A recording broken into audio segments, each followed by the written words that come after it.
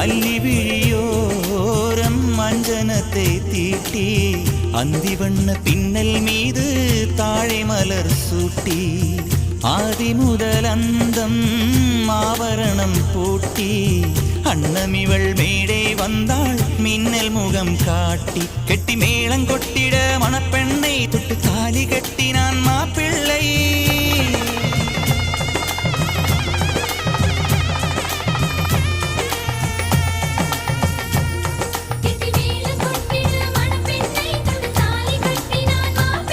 இந்த ஏழை நெஞ்சமும் நீ வாழ என்றும் பூக்கள் நீ வாழ்க நலமாக.